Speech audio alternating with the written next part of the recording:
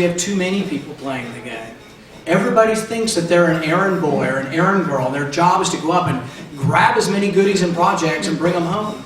Well, because of that, we have states that have people with seniority, like West Virginia with Robert Byrd, a Democrat. They've paved almost every inch of West Virginia. They're getting a disproportionate amount of money based on his seniority. Same thing happens in Alaska. You remember the road to nowhere? That's a Republican state. That's Ted Stevens. Been there forever. But by golly, he's bringing home as much pork as he can. I've made a pledge that I will not earmark bills.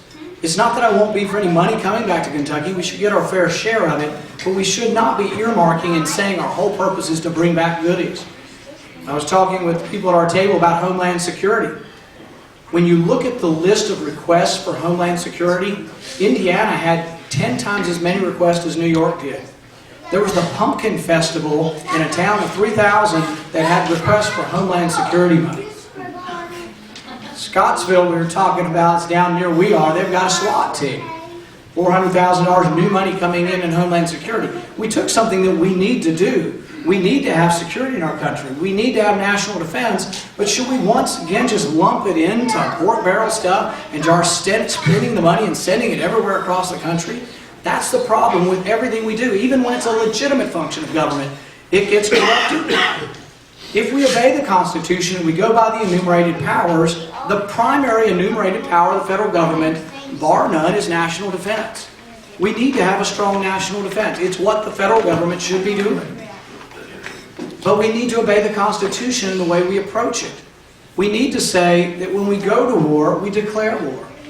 We haven't declared war since World War II. And we haven't been unified as a country since World War II.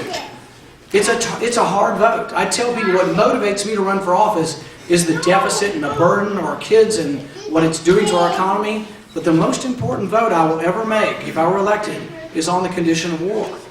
I have 3 boys, and I will take that vote very seriously. It's not that I won't vote to go to war. I would have voted for a declaration of war with Afghanistan. I think we were threatened, we were attacked, and we have to do something about it. But I will take the vote as a very serious vote. It's very, very serious. And when we go to war, we should declare war. We should fight under U.S. commanders, not under the UN. And we should fight to win.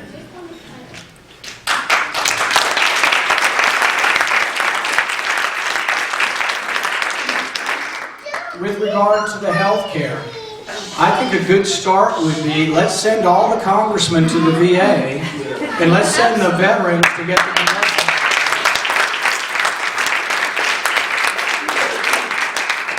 I think they might very quickly learn some of the deficiencies that we have for our veterans. There are some appalling things we're doing for our veterans. Our veterans sign up to risk life and limb and often get a monetary bonus, which I'm all in favor of for signing up. They're risking their life and limb for us. But do you know that if they're injured before they meet the terms of what they signed up for, if they lose a leg and can't complete their 2-year tour, they take back some of their bonus? That's insulting. That shouldn't happen. Some of the soldiers were injured in Afghanistan, came home, or in Iraq, came home, and they were in the hospital still with their injuries, and they're asking them to pay for their food. That's insulting and should never occur. A GI in Afghanistan sent me an email recently, and he linked this email to a CBS story. And this is very concerning. In this story, there are allegations that money from the U.S. taxpayer that's going to rebuild Afghanistan, $4 billion so far, that 20% of it is being funneled to the Taliban. Our U.S. contractors are paying the Taliban not to attack the civilian workers.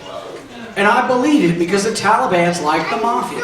They will go with whoever has the most money. In fact, most of the warlords in Afghanistan, they'll fight on your side. Most of them can be bought. It's really mercantile. That's what it's about. But U.S. tax dollars going to contractors who are paying the Taliban, who are then buying IEDs with U.S. taxpayer dollars to blow the legs off of our soldiers, you can see how our soldiers are not too happy about that. I was in Somerset last month, or actually 2 weeks ago probably, and 2 young Naval Academy graduates were there. They came from Virginia. Their parents live in Somerset, but they now live in Virginia, and they're active duty. And I asked them this question. I said, do you think people in the military want to be policemen? And they said no. They're happy to fight war. They're happy to go and defend our country and defeat our enemies, but they really don't want to be policemen. So what we have to decide as a country is we have to decide when to go to war. We have to decide how to win war. We have to decide how to end war. We also have to decide what is our mission. Is our mission to create a country out of Afghanistan? Or is our mission to disrupt terrorist bases? And if that's true, do we need to stay and do that? If it's to make a country out of Afghanistan, George Bush ran in 2000 on a foreign policy that was a humble foreign policy that didn't believe in nation building. He was running in contradistinction to Clinton, who was doing nation building in the Balkans, and we didn't like it at the time. But since then, it's sort of, we've got a kind of mission creep. We need to be clear of what our mission is. And when we go to war, we need to be absolutely certain that it's the right thing to do and we are going for the right reasons. With regard to a couple of issues that affect Kentucky, cap and trade has been a big issue out there. I'm absolutely opposed to it.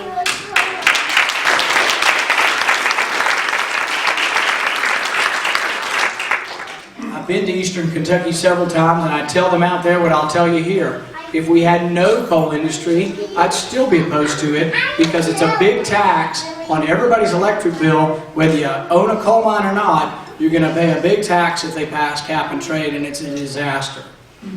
With regard to health care, I'm in the health care field. I know there are problems in health care, but I start every discussion on health care by saying we have the greatest health care in the world, bar none. If you're a foreign leader and you get a bad cancer, you fly to Boston, New York, Mayo Clinic. You don't hear a lot of people going to Castro and to Cuba. Michael Moore can go. I'm all for him down there. When he gets sick, he can go back to Cuba. In fact, I think we could give him citizenship down there. I don't think he really is using his U.S. citizenship very well. But that being said, that we have great health care, I don't think we as Republicans should stick our head in the sand and say, oh, there are no problems, and we go blithely along our way. I have a $5,000 deductible, and I'm still unhappy about what I'm spending on my insurance. It goes up 17% a year. I'm also unhappy with the fact that if all the people staring me down give me a heart attack tonight, but I survive, my health insurance could triple next year because I have a one-year plan. But what I say is when we look at the problems of health care, you can either have more government or you can see if there's a way we can have more capitalism. We really don't have capitalism in health care. In health care right now, you have private ownership. I'm a doctor and I own my practice, but you do not have competition and you do not have freely fluctuating prices. You have to figure out how to get that into your system. Part of the answer is we need to make health insurance more like term life insurance. If I have a heart attack tonight and survive, my term life insurance won't go up. I've got a 20-year contract. If I had a 20-year health insurance contract, then I wouldn't have to worry about developing a pre-existing condition. I wouldn't have to worry about portability because it would be a 20-year contract and it's mine, not my business's. And if we could have high enough deductibles, we would have much lower premiums. Now the hard part for people is they've got to get around the fact that you won't pay your $10 copay. You're going to pay $100 when you go to the doctor. But the other side of the coin is his prices won't be fixed anymore. Her prices will not be fixed anymore. They will be open to the marketplace and there will be competition, and competition works. There are two things in my practice that work right now. The two things that people pay cash for: contact lenses and LASIK surgery. One's very inexpensive. The contacts are close to $4. You're too far away to get you as customers, but it's the same as Walmart. Not because I want to, but because it's competition and it works. LASIK surgery is much more expensive, but still the price of LASIK surgery